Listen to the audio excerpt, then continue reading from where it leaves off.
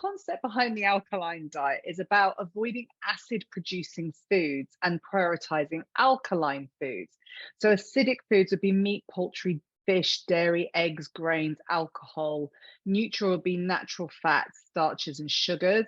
And alkaline would be fruits, nuts, legumes, and vegetables. So the claim number one is acidic foods lower blood pH and acidic diets leach calcium from your bones. Well, this is like, I am absolutely no science nerd, but even I sit there and go, how does this even work? Because it doesn't make sense to me that firstly, you cannot change the blood pH. Your whole body is geared up to not change your blood pH. Think about smokers, think about the toxic chemicals that we come in contact with and manage to tell the tale. It is absolutely astonishing how hard the body works to not change your blood pH. That's like death. That's it. So your body will work really hard not to change the pH.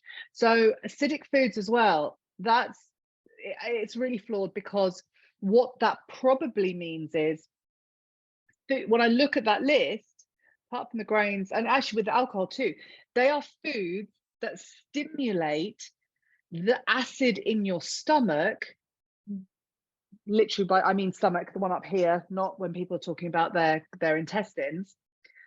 That will stimulate the acid in your stomach, which ironically will actually make the food more alkaline as it passes through your intestines.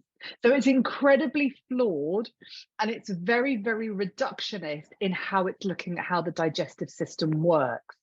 So it's sort of a massive this is not true.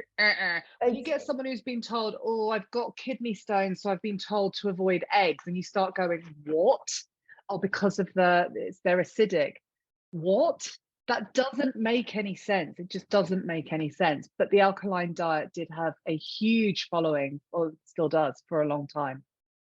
And it's not to be confused with, so lemons, for example, are very acidic and they can be very supportive for stomach acid. So here they get lumped into the alkali because they think that it's the effect that it has on the blood, which Claire has just said is a load of old rubbish.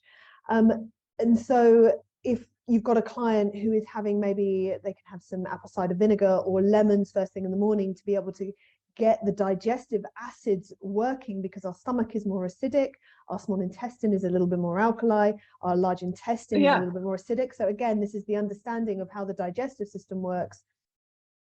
It's, you know, we can use nutrient dense foods like apple cider vinegar and lemon to be able to stimulate acid, which is a good thing in the digestion. It's a good thing in the digestion.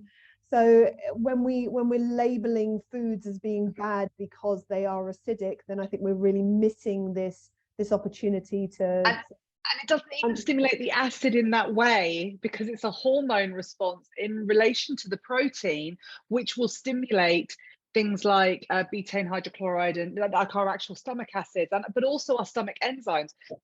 It's not that those meats are, the meat or the poultry or the fishes or the dairy is acidic.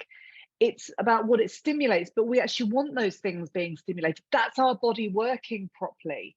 We don't want those enzyme and acid inhibited. And actually the whole point of the body is, it goes into your stomach. Everything comes out of there acid, because it's gone through an acid bath, or at least it should have gone through an acid bath.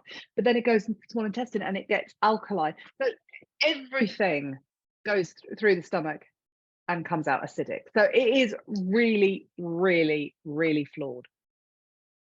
Absolutely. The other concern that I've got about this is if you're avoiding acidic foods, so meat, poultry, fish, dairy, eggs, then you are potentially going to be missing out on some of the big vitamins and minerals, the protein and macronutrients. So you're going to be missing out on your proteins, you're going to be missing out on your B12s, your irons, some of the B vitamins. And so I think that this is a diet plan that that's got some real problems with it.